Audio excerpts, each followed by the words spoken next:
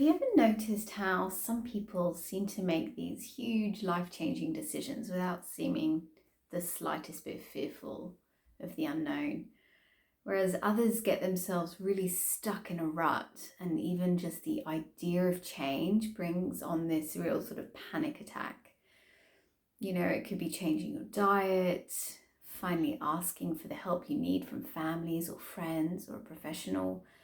It could be leaving that long-term job or relationship, or even just taking those first steps towards living a life that feels more in alignment with your values and your heart.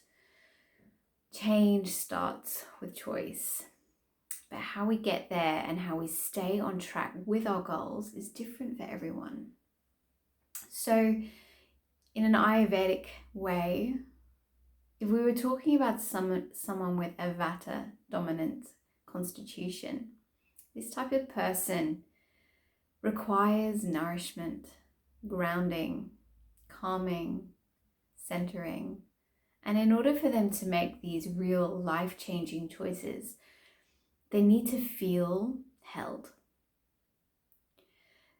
A Vata dominant person would also be moved to change by the subtle, by having these subtle moments, these spiritual intuition, these gut feeling guides that tell them that now is the time to change.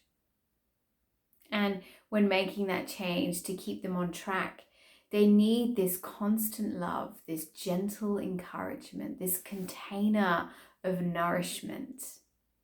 And as someone with a Vata predominant dosha who has the tendency to have 1,000 things on the go at once, change can be really challenging. So incorporating routine and structure and this idea of one step at a time is perfect. So this might sound familiar to some of you. If you have a Pitta predominant dosha, what motivates you to change is usually either unfortunately, kind of life or death situation, not necessarily that dramatic, but what I mean is there's a catalyst. Suddenly they fall ill. They become completely burnt out. Someone in their life, someone close to them becomes ill, and they are shocked into understanding their need to change their ways. This is really common for this type of person who waits until this final act to see that something has to change. Another thing that really drives a Pitta predominant person is facts. They are the intellects. They are motivated by learning and knowledge and wisdom. So if you have someone in your life who, looking at them that things they're doing isn't right, if you can give them the science and the facts about making this change, they'll be drawn in. So it doesn't always have to be this life or death. It can be the science, the knowledge, the wisdom. Show them the statistics of what will happen if they make this choice, and they're on board. And when you get them on board, when they've made that change, when they've taken that choice to make a leap of faith and do something different, they need a container that's going to keep feeding them little bits of information, little droplets of wisdom, little golden nuggets, little motivations, everyday tasks. If you have a Kapha predominant dosha, these are the people that we see that are so stuck in a rut. The idea of change it can be really terrifying. But what they need is a cheerleader. If you give someone like this the opportunity to truly change their life, when they get on that train of change, they are on it and they will keep going. But they need this constant cheerleading, the encouragement, the inspiration. They need to feel invigorated.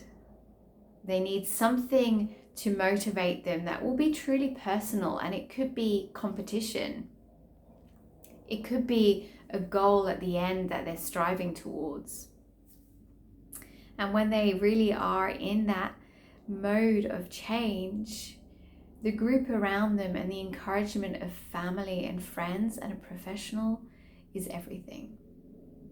So you see, when it comes to making these life choices, whether it's changing your diet, taking a step towards wellness, or changing your life some way through jobs or relationships, what we need is different. And what makes us take those first steps is different.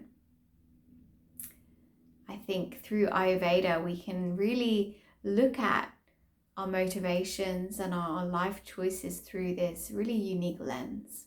When we understand what we need, what our family needs, what our loved ones need, we can really help them. Because when we start to change ourselves, it ripples out. When people see us making life choices and they see it reflected in our being through that radiant glow, that inner beauty, it ripples out to the people that we love. So I hope this has given you a little bit of an idea of how you might be encouraged to make those big changes in your life, or maybe the people that you know and love.